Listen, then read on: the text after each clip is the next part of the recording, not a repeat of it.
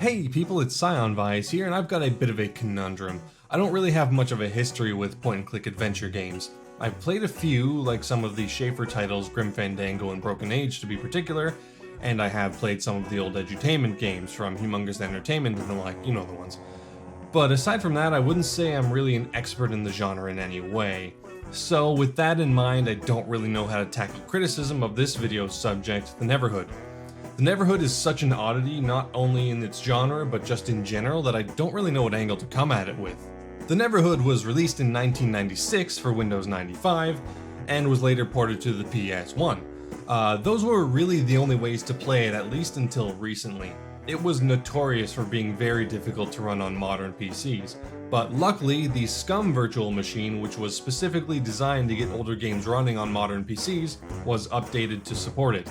So I'll be using that alongside this copy of the game that mysteriously appeared on my desktop with no input from myself to play through the Neverhood.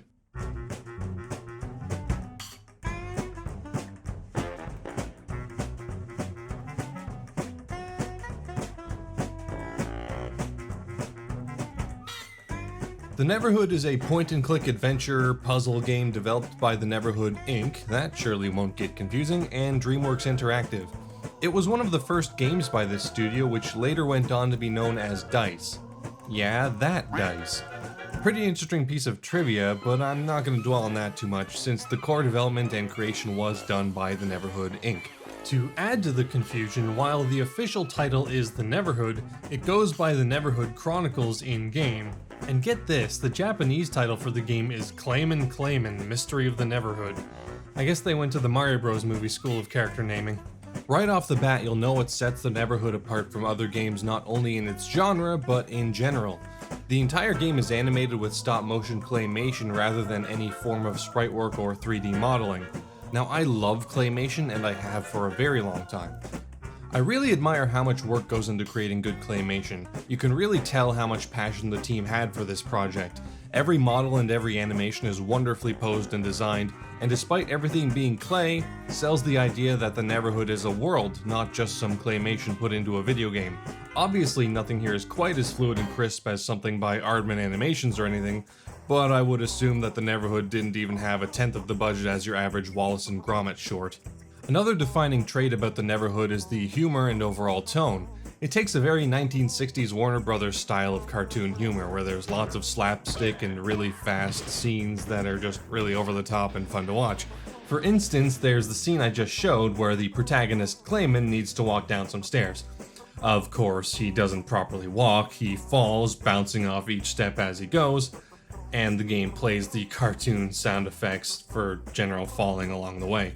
There's another scene early on where Clayman gets the opportunity to eat fruit. If he eats one, he lets out a small burp. If he eats a second, he lets out a larger one. And if he decides to eat a third, this happens.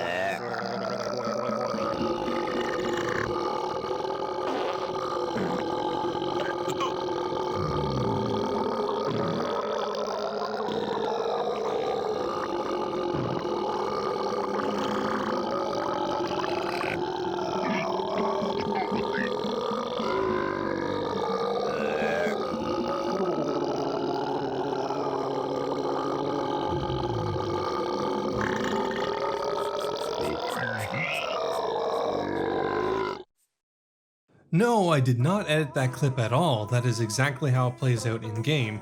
Thankfully, if you eat a fourth fruit, it just resets and it doesn't have claim and burp for the rest of time. I know humor is subjective, and while nothing really made me burst into laughter, more than a few points were able to get a sensible chuckle out of me, if you know what I mean. and I consider that a win in any game that tries to do comedy. The whole game maintains this lighthearted tone and never takes itself too seriously. Sure, there are conflicts in the game and stuff is happening, but Clayman is never really too invested. He's really just out on a walk of the world. As for the story, you don't start out knowing much. Clayman, the protagonist, wakes up one day and just starts meandering. You eventually get some video discs that another character, Willie, has created to guide Clayman along his way. Me Willie. Me Willie Trombone. I don't have a joke for that. You think it's funny to mock other people's names? It's pretty rude. With those discs, you kind of get the main hook. Your goal does evolve as you go, but largely you just need to get all the discs and learn what Willie's full message was. The stakes never really get much higher than this. Clayman just walks around until you're 95% through the game and you're just about to go into the final area and confront Clog for what he did to Hodor, which Clayman will have just learned about thanks to Willie's message discs. If you ever have any trouble finding any of these discs or completing any puzzles, Willie will be the one who gives you hints and such. If you are ever stuck, just head back to Clayman/Willie's house, into the basement. You will be able to get a hint as to what you need to do next from the mailbox there, directly from Willie himself. Now, in my opinion, point-and-click games live and die by the worlds they create. Everything about them can be pretty run-of-the-mill, but if the world is interesting enough that the player will want to explore it, then that can do enough to support the rest of it. Largely, I would say that is the case with the Neverhood here. The amount of detail put into the world, its creation, its characters is frankly jaw-dropping. Early on, you come across an area known as the Hall of Records. This is a huge, sprawling area that details the entire history of the universe. From its creation, to its early rulers, to the civilizations they created, it's all detailed here up into the present day, and it's frankly incredible. I don't know if anyone watching here has read any parts of the Bible. Seems like a weird tangent, I know, but the Neverhood story and world is largely influenced by the Old Testament. The Neverhood itself and the story that plays out inside it is largely based on Genesis, and the Hall of Records reads like Kings. Now, I haven't read all of the Hall of Records, as reading a history of people, their descendants, and their actions is only so tolerable, but for anyone who is interested, someone has done a full narration of it here on YouTube, and listening to that will only put you back a couple of hours that you definitely will not be getting back. And the team really wants you to know how much work they put into the Hall of Records, since they decided to put one of Willie's message discs at the end of this stupidly long corridor that you not only have to walk to the end of, but have to walk all the way back. You do a lot of walking in the Neverhood, but most of it may just be there. In your travels, you'll do a lot more than just walk from place to place picking up discs. A large part of the gameplay in the Neverhood comes from the puzzles. Now, there's no inventory where you have to store 1,000 random things, then mash them all together and rub them on everything else in the world in order to progress, and there's really no red herrings. Everything you pick up is important and required in order to complete the game. The puzzles in the Neverhood aren't the standard logic puzzles where whatever you come across is completely solvable from the second you see it. The puzzles here are more observational. You need to pay attention to everything you see, because if you see something that looks out of place or important, it is, and you're going to need to remember it. Overall, I wouldn't say that the puzzles in the Neverhood are hard. However, if you don't have a piece of paper and a pen around it all, some of them could be nearly impossible. For instance, there's one puzzle where there's a board that is cycling through symbols on a wall. You need to ensure that the symbols there are all in the right order, and the game has a hint far earlier in the game that shows exactly what symbols need to be placed in what order. Good luck remembering them though, since they're all made up symbols and many kinda look similar to others. However, if you write down the order when you first find it, you've basically already solved the puzzle. You can't just look for a walkthrough to tell you the order either. The Neverhood, like many games in that era, randomized the majority of their puzzles on each playthrough, so no matter what, you still need to put the work in to solve them. That being said, even attempting to look up solutions is probably a bad idea, since once you know what you need to do in order to solve any specific puzzle, the work in solving it is pretty much already done. The exception to this is a puzzle where you have to guide a mouse through several doors to find a piece of cheese. This puzzle sucks.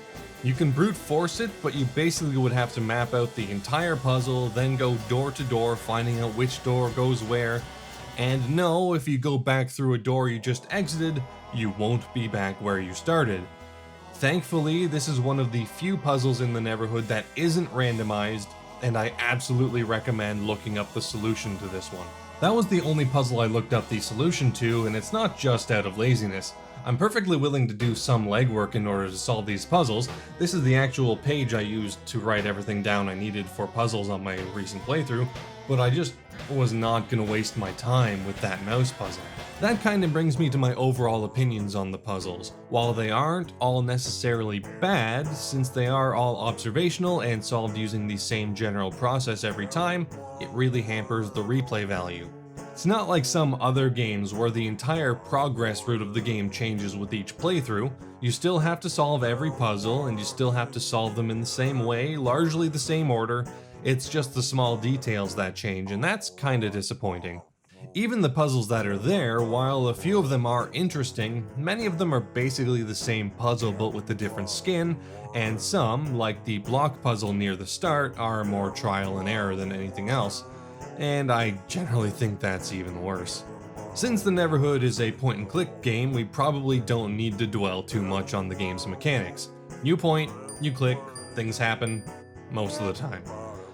Everything is controlled with the mouse pointer, and this works more or less all the time, except for one general area, when you're in a vehicle that is controlled with the mouse on a rail, and the game can get pretty confused when trying to do that.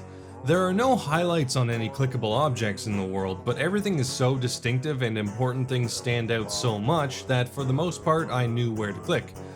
There is one room though, where there are several busts of previous rulers in the universe, and you need to click on one that is actually fairly well hidden near the right side of the room. So if you don't know it's there, you may be stuck in that room for a very long time.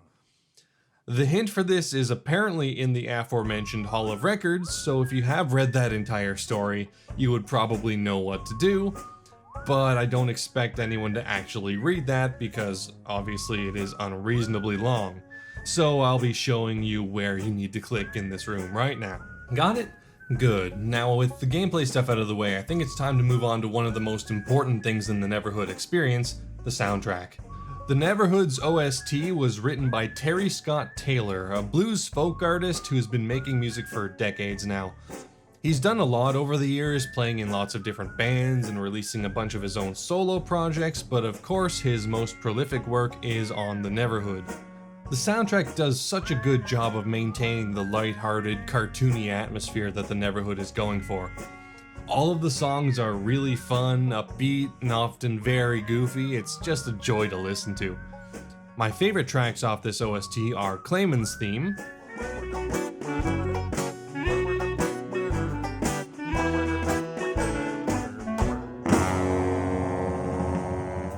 Triangle Square,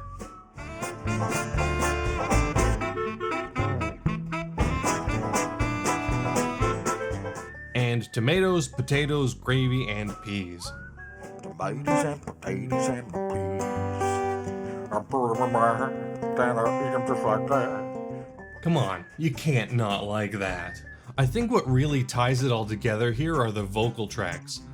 The lyrics and vocals are consistently goofy and fun, often bordering on gibberish, and really creates a sound that you can't get anywhere else, and a mood that fits perfectly with the surreal, cartoonish feel of the world.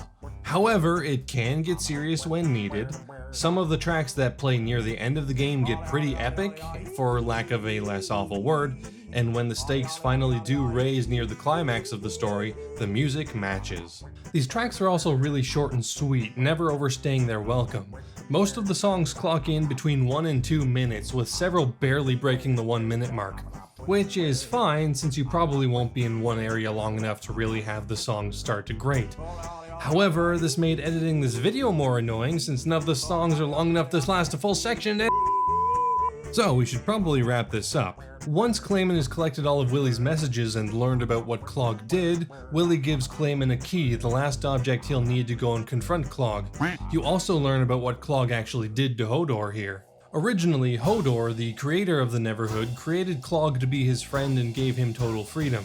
But Clog, being the type of person you'd name Clog, decided to steal the forbidden fruit, crown, So when Clog took the forbidden fruit, I mean crown, Hodor lost all life force and fell into a deep slumber.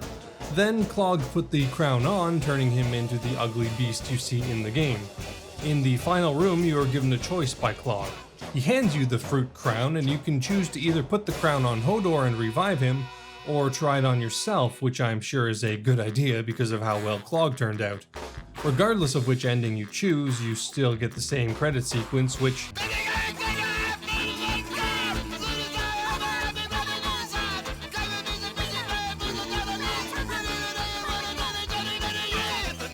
I love this game. And with that, I've finished the Neverhood. It truly is a one-of-a-kind experience. Even though it stays pretty close to the norms of the point-and-click genre, its world and presentation are more than enough to elevate it in my mind. If you ever come across a copy of the game, I urge you to at least play through it once. It may not be something that appreciates with later playthroughs, but it is absolutely worth one. Included with the game is a behind-the-scenes making-of video, and it's worth a watch as well. But be careful, the audio is kind of all over the place. Anyways, the story isn't quite over. The team behind the Neverhood decided to make a comeback a few years ago and released a spiritual successor called Armacrog. I've heard some pretty mixed things about it, but I definitely want to check it out for myself to see if it lives up to the legacy of the Neverhood or not. So that'll be something I definitely play in the near future, but probably not for a couple months at the very least. There's also a direct sequel to the Neverhood released called Skull Monkeys, but it's a completely different type of game and I'm not sure if I really want to cover it, but I'll play that one by ear. So anyways, thank you very much for watching. If you enjoyed the video, you can do the whole like, subscribe thing if you want. If you don't, then don't. Regardless, I will see you all later.